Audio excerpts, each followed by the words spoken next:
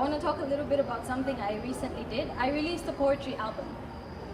And you can find it on my YouTube and SoundCloud, and my user account name is APoetPepa. Just APoetPepa, no underscores, no numbers, it's just APoetPepa. So the following piece I'm about to do is something a little more deep than menstruation, but it's something that we could all reflect on. And it's called, Isn't It Lovely? Isn't it lovely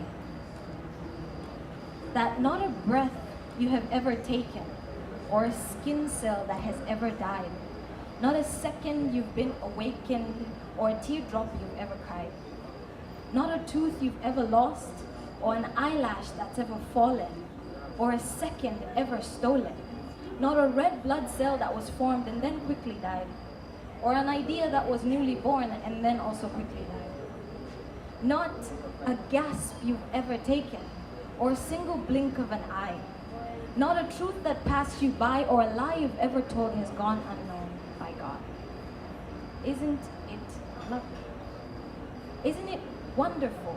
Isn't it beautiful that not a step you will ever take, not a gray hair you will ever grow, not a stretch mark you will ever show, He hasn't already seen? Not a place you will ever go, not a shortcut you will ever know, that He hasn't already been. Isn't it wonderful that He knows the individual strands of hair on the surface of my skin, that on one hand He can count every single thing I have ever seen, that right at this moment He knows exactly the number of cells that make up my body, and He knows you like nobody else does. Isn't He lovely? That when He looks at you, He thinks you are beautiful, to die for even. That before He formed you in your mother's womb, He knew you.